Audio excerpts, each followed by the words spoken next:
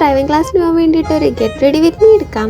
ആദ്യം ഞാൻ എപ്പോഴും പറയുന്ന പോലെ മുടി കെട്ടി വെക്കണം. ബിക്കോസ് നമ്മുടെ മുടി നമ്മളെ ശല്യപ്പെടുത്താനായിട്ട് പാടില്ല. നല്ല നട്ടപ്പൊരി വെയിലത്ത് പോകുന്നതുകൊണ്ടും സ്ലീവ്ലെസ് ആയതുകൊണ്ടും സൺസ്ക്രീനും ബോഡി ലോഷനും കൈ നിറയെ തേച്ച് കൊടുക്കുന്നുണ്ട്. സെറാവിയുടെ ഒരു മോയ്സ്ചറൈസർ ആണ് തേച്ച് കൊടുക്കുന്നത്. ഇത് ഓയിലി സ്കിന്നുകാർക്ക് പറ്റിയ അടിപൊളി മോയ്സ്ചറൈസർ ആണ്.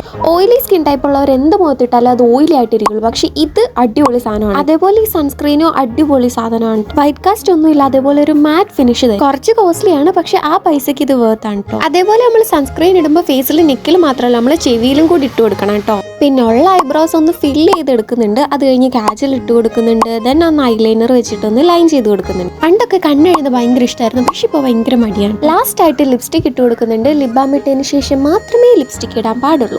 വളരെ മിനിമൽ ആയിട്ടാണ് ലിപ്സ്റ്റിക് ഇട്ട് കൊടുക്കുന്നത്. ലിപ്സ്റ്റിക് ഒക്കെ ഇട്ടപ്പോൾ എങ്ങനെ സുന്ദരിയായില്ലേ. ആദ്യം ഇട്ടിരുന്ന കമ്മൽ ഇഷ്ടപ്പെടാനായിട്ട് ഇതേപോലെ ഒരു ക്യൂട്ട് കമ്മൽ ഇട്ട് കൊടുക്കുന്നുണ്ട് കേട്ടോ. അങ്ങനെ ഫേസ് മേക്കപ്പ് കഴിഞ്ഞു. ഇനി നേരെ മുടിയിലോട്ട്.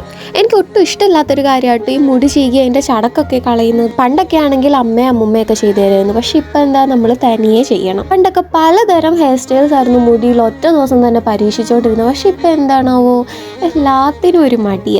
അങ്ങനെ അറിയുന്ന ഒരു ഹെയർ സ്റ്റൈൽ വെച്ച് ഞാൻ ഹെയർ ഒന്ന് സെറ്റ് ആക്കിയിട്ടുണ്ട്. അങ്ങനെ ഒരു വാച്ചൂടെ കെട്ടിക്കൊടുത്ത് എൻ്റെ ലുക്ക് ഒന്ന് ഫിനിഷ് ചെയ്തെടുക്കുന്നുണ്ട്. അപ്പോൾ ഇതാണ് ഫൈനൽ ലുക്ക് എന്ന് പറയുന്നത്. അപ്പം ഞാൻ പോയിട്ട് വരാം. ബൈ.